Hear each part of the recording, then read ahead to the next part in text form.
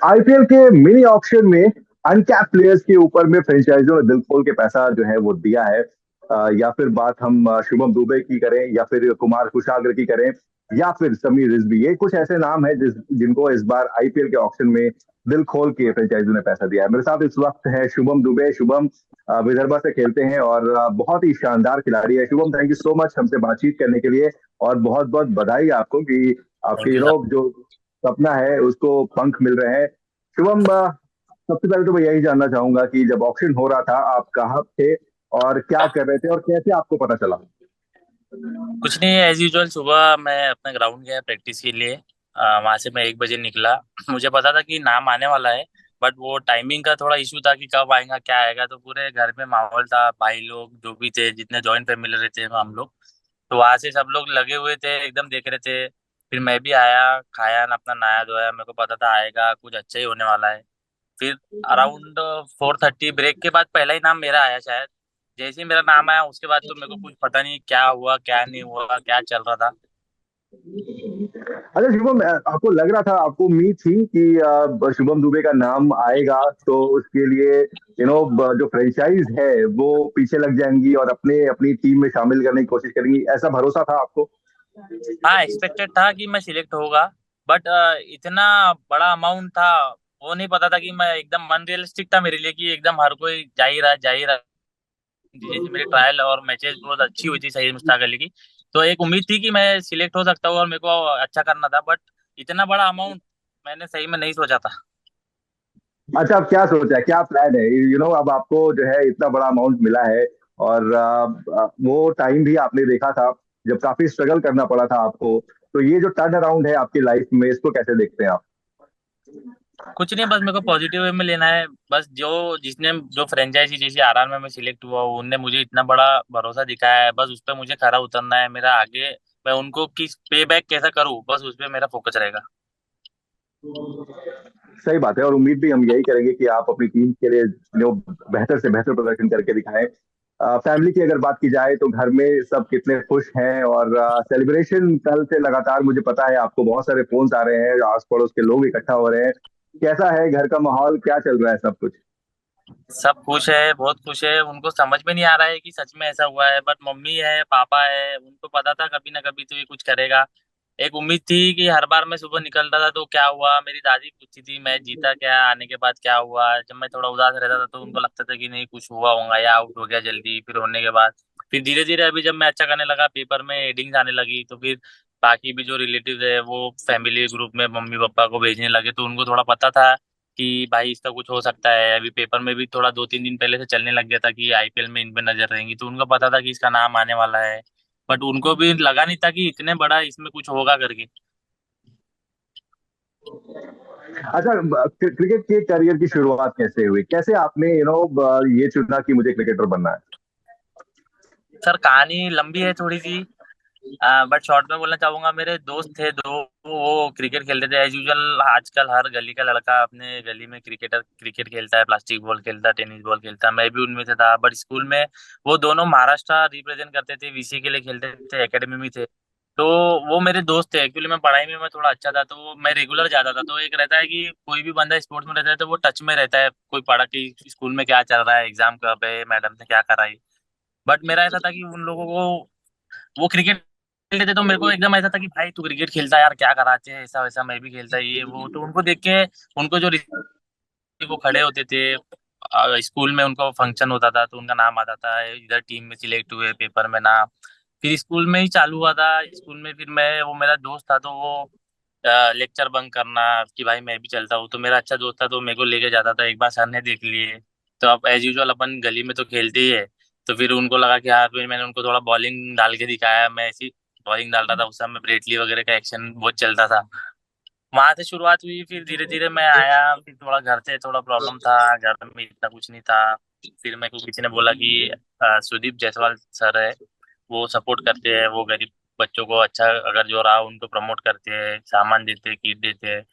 तो मैं वहाँ गया, उन्होंने मुझे देखा, मैं वहाँ बहुत साल तक की प्रैक्टिस करा वहाँ पे। फिर मैंने फैज फजल करके भैया है, दुर्गेश मिश्रा है, ऐसे बहुत सारे जो विषय उस समय रिप्रेजेंट कर रहे थे जिनका पेपर में नाम आता था, तो मैंने उनको वहां देखा पहली बार। तो जब देखा तो मतलब ये होता है क्रिकेट, वो एकदम स्टाइलिश किट बैग, अपना प्रॉपर किटअप, और लेफ्टी थे भैया वो।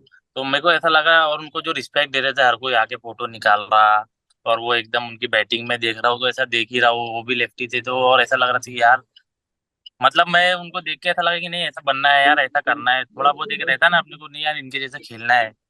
और मैं पेपर वेपर सब पढ़ते ही रहता था रोज, भले मैं खेलता नहीं था लेकिन मैं टीम देखता था, कौन सी टीम क्या लगी, ये है वो है। फिर धीरे धीरे मैं एक एक स्टेप आगे गया, उन लोगों से मिलता गया, तो वो भी मेरे लिए बहुत बड़ा अचीवमेंट था। बट मैं वो किसी को बता नहीं पा रहा था कि ये इनसे मैं देखता था, लेकिन जब जब मेरे को मौका मिला, जब जब मैंने वो भैया से मिला, वो जब जब मैंने उनको बताया वो भैया ऐसा ऐसा, मैं यार सोचता था, मैं आपसे मिला, मैंने आपको फॉलो करता था। बट फिर चलते गया, तो फिर मेरे को शुभम, सुधीर सर ने एक बार ब्रेक दिए, सुधीर वानखेड़े सर थे, वीसी ने भी बहुत सपोर्ट की।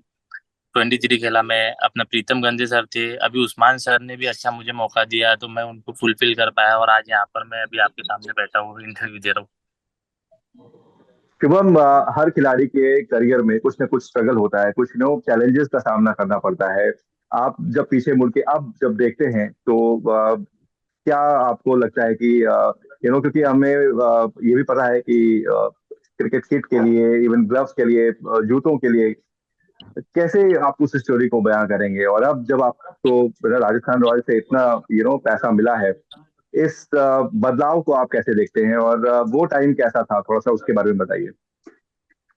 टाइम तो बहुत हार्ड था, बट मेरा ऐसा था कि मैंने एक बार सोच लिया था, जब मैं वीसीए के लिए 23 खेला था, तो मेरे को क्रिकेट ही खेलना है। घर से तो इतना कुछ था नहीं सपोर्ट, मेरे को ही करना था, घर का भी थोड़ा देखना था, एक भाई था उसका भी प्राइवेट जॉब था, हम लोग ट्विंस एक्चुअली।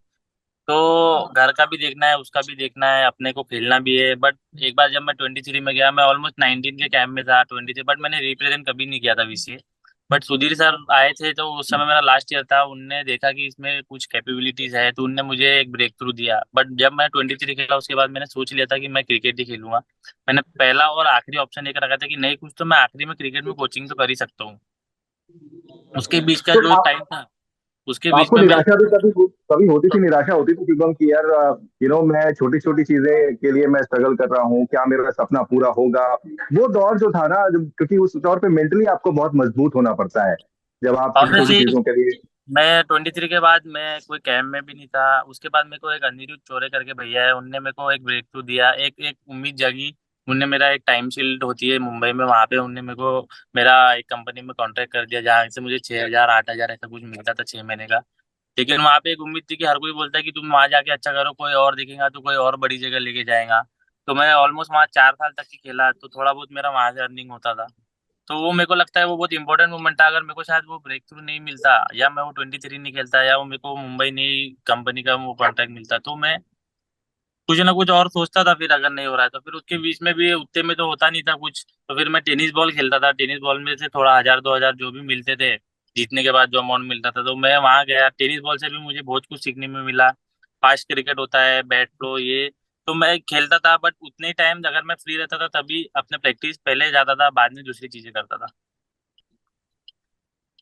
तो क्या जो वो पैसे मिलते थे, उस पैसे से आप घर में भी मदद करते थे खर्चा चलाने के लिए, भाई की पढ़ाई के लिए? क्योंकि पिताजी की भी जो इनकम है वो भी मतलब मेरे हिसाब से उतनी नहीं थी। तो आप क्या उन पैसों से भी घर का खर्चा चलाते थे और अपने लिए हाँ, भी बचाते मेरा थे भाई क्रिकेट के मेरे लिए? भाई ने बहुत कम एज में अपना एक जॉब जो ज्वाइन कर लिया था।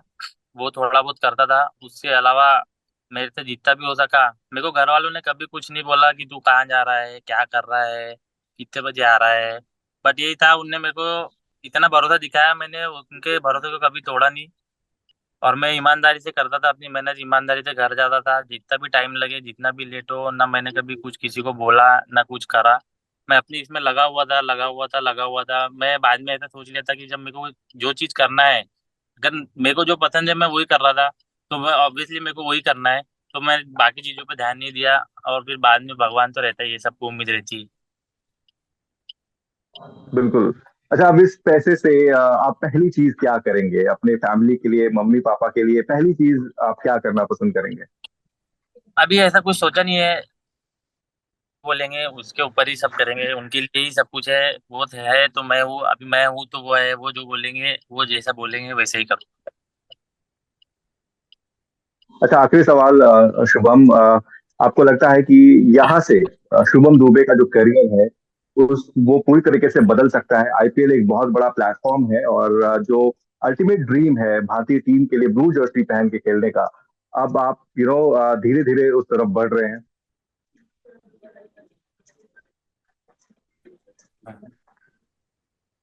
हाँ, ऑब्वियसली मेरा मोटो है कि मैंने आपको अभी बताया कि मेरे को जो भी फ्रेंचाइजी ने दिया है मेरे को पे बैक करना है। तो मेरा फिलहाल पहला मोटो वही है कि मैं उनके लिए कितना अच्छा कर सकता हूँ, जो उनने मेरे को भरोसा दिखाया मैं उस पर कितना खरा उतर सकता हूँ और क्या क्या अच्छी चीज सीख सकता हूँ। इतने बड़े बड़े इंटरनेशनल प्लेयर है उसमें, उनसे क्या सीख सकता हूँ जल्दी से जल्दी और वापस से मैं उनको पे बैक करूँ। और फिर बाकी चीजें जैसी अभी मैंने कुछ सोचा नहीं, अपनी मेहनत पे ध्यान दिया, अपने हार्डवर्क करा था, तो ये चीज मेरे को सब डबल करना पड़ेगा वहां पे जाने के लिए। और फिर बाकी चीजें जो है सब अपने आप होती जाएगी। वेल, हम उम्मीद तो यही करेंगे कि जिस तरीके से आपने अभी तक अपने करियर में किया है, आगे भी आप ऐसा ही करते रहेंगे। All the best Shubham. और थैंक यू। हम उम्मीद करते हैं कि आप बहुत ही शानदार क्रिकेट खेलते रहें। Thank you so thank much. You Nitin भाई, थैंक यू सो मच।